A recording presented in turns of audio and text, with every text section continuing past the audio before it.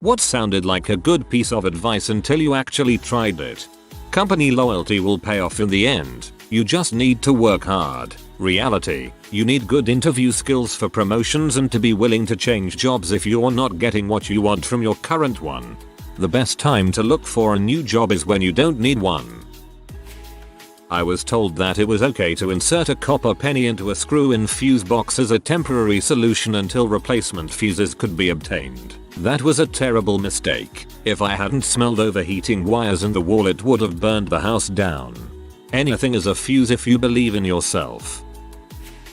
If you don't know what to take at university, just take whatever interests you. That's a lot of time and money I am never getting back.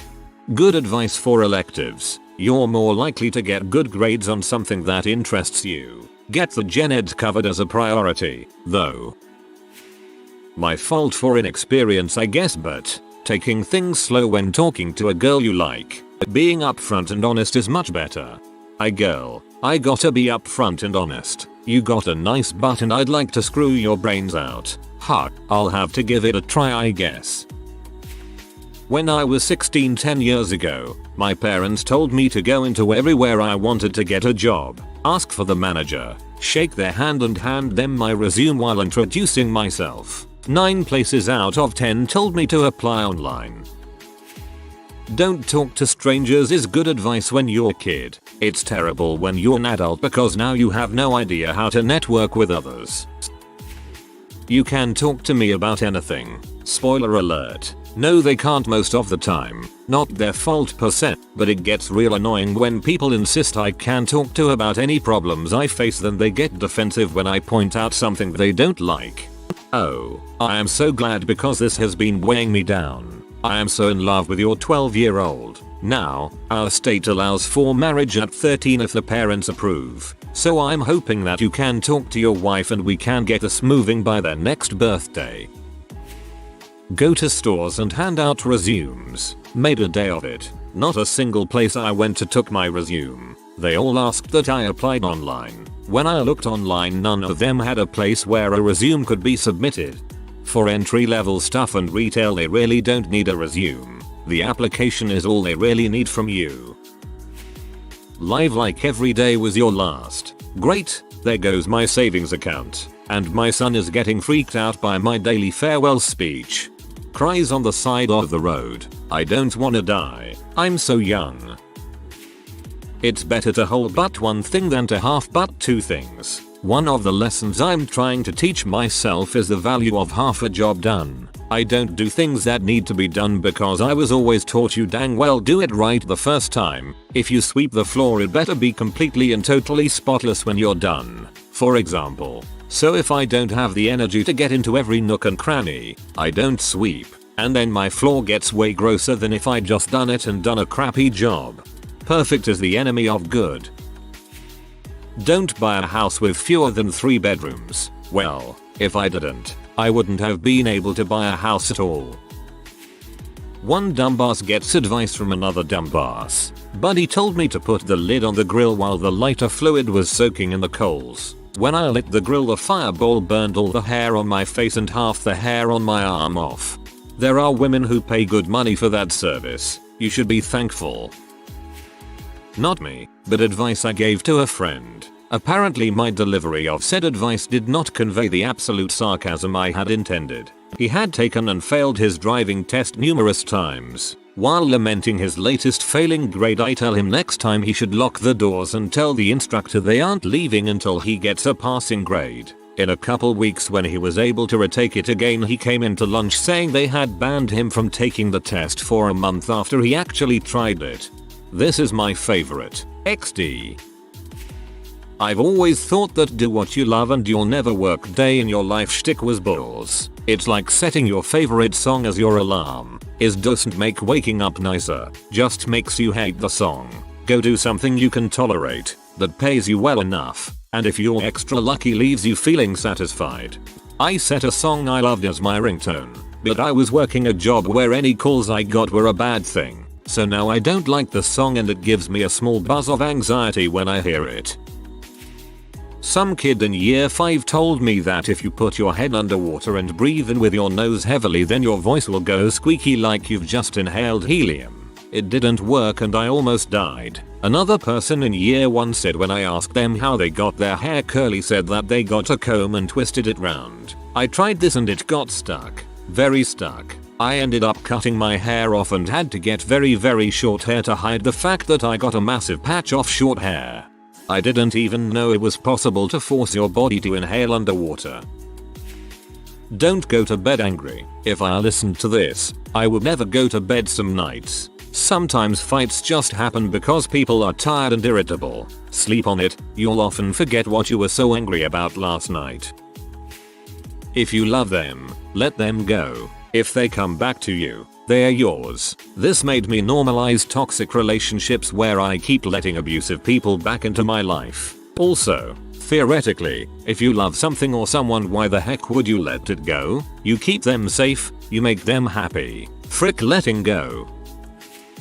When it came down to bees and wasps, don't bother it and it won't bother you. Goes to feed and water dog outside.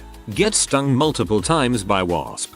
Bees, maybe, but what they consider bothering them might be different to what you think it is. Wasps? Frick no. They will sting you in passing simply because it seemed like a fun thing to do. Don't worry about what other people think. Just be yourself. This is stupid because not only is it telling you to ignore constructive criticism, it's just plain wrong. Like if everyone says you're an butthole, you're probably an butthole and you should work towards changing that. Don't just ignore them. Also, be yourself has got to be the most meaningless tautology ever said. Everyone is themselves and everyone imitates some part of everyone else. We live in a society, damn it.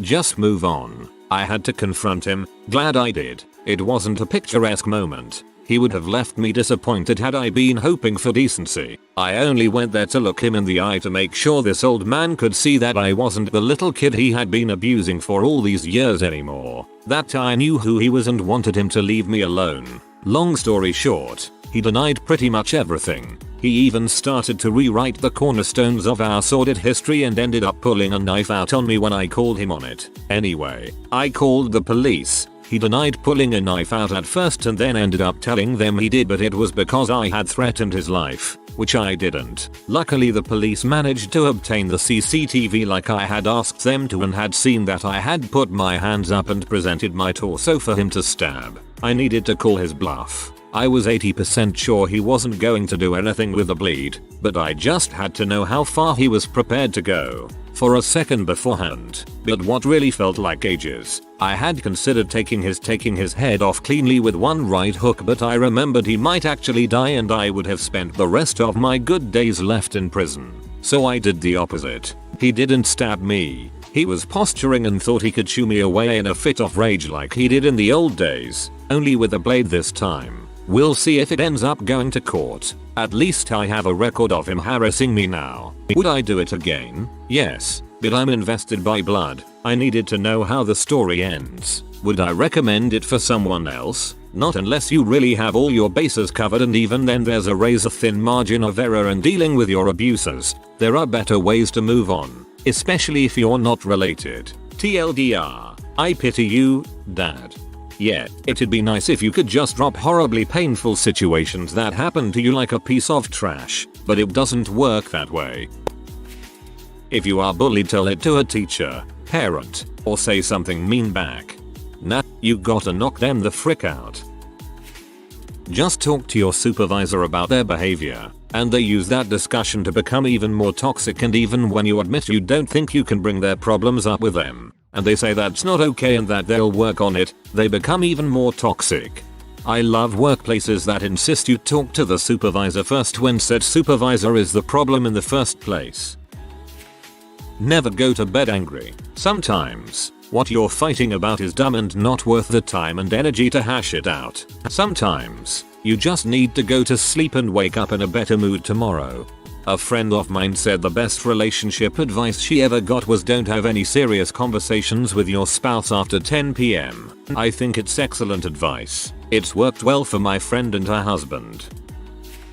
Apple cider vinegar bath for sunburn. The internet was really convincing. It all started when I fell asleep in the sun. Soon after, I looked similar to my poorly executed 3rd grade devil costume. My mom attempted to paint my body red with acrylic paint, except this time, the long streaky patches were from sweat and poorly applied expired sunblock instead of tears. Anyhow, the apple cider vinegar bath smelled real bad, so I put some peppermint oil in it. Well, the combination felt like an icy hot acidic surprise. For hours. Let me tell you, my lady bits have never felt more of a tang, and not in a minty fresh kinda way.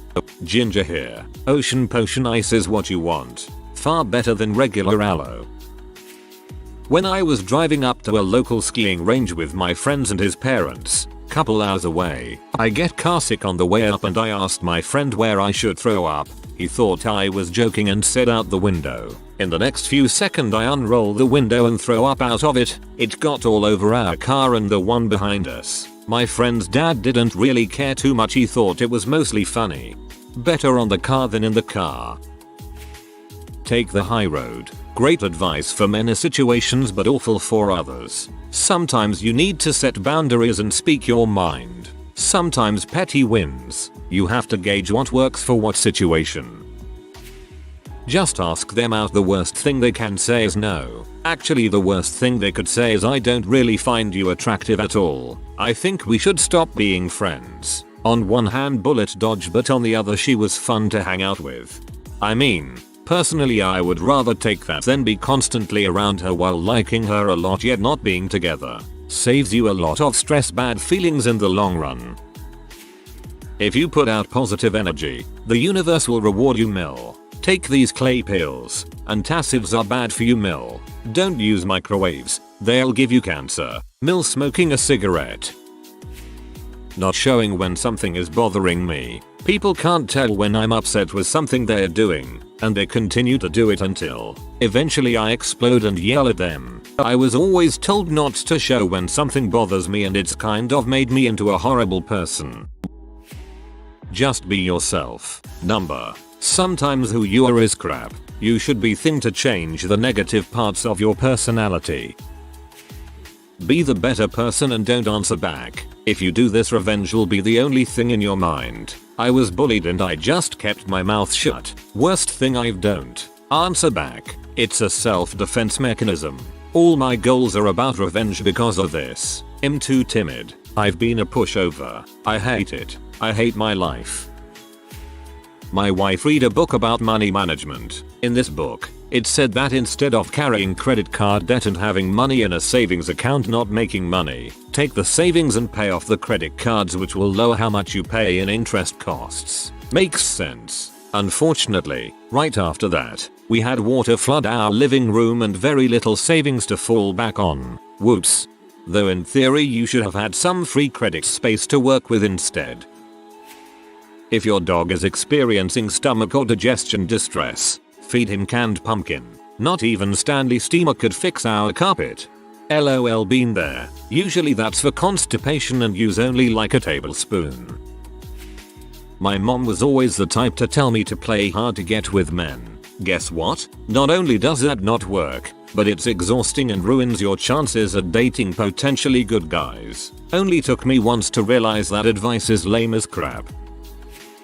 I had a principal who came in to observe me in my classroom of special needs kids. My kids were educable, so some had lower IQs but not to the level where they were just trainables. I had one girl with cerebral palsy, 2 with learning disabilities, and 2 that had Down syndrome, one of whom was also deaf. Principal was a former kindergarten teacher, and she decided that the best way for me to maintain order at my kidney table was to make mention to everyone how a particular child was doing a particular thing, and then all the other kids would want to imitate that child and order would be restored. I tried to explain to her the way I ran my classroom and that might work with her kindergartners, but my students were being taught different ways of following directions. She would not hear any of it and insisted I needed to follow her advice. So, I resigned myself to trying her method. So when some of the kids wouldn't settle down one day, I made mention of the fact that I really liked the way Michael was sitting. Michael continued to sit very nicely at the table while some of the other kids played around. I repeated myself, saying how we should all notice how nicely Michael was sitting and got the same result. One of my very serious little boys with learning disabilities raised his hand and pointedly asked, "But Miss Wilson, didn't you tell us to mind our own business and not worry about what other people were doing?"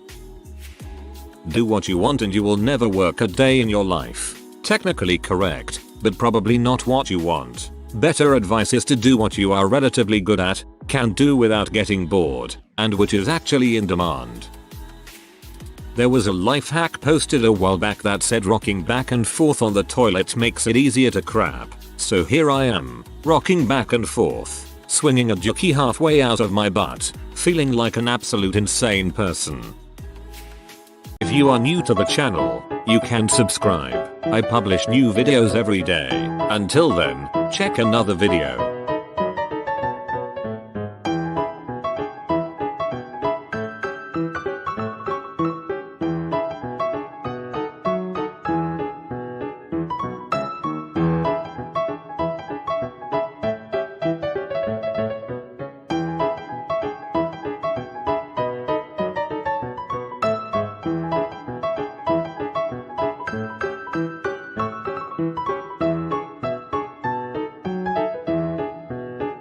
Bye for now.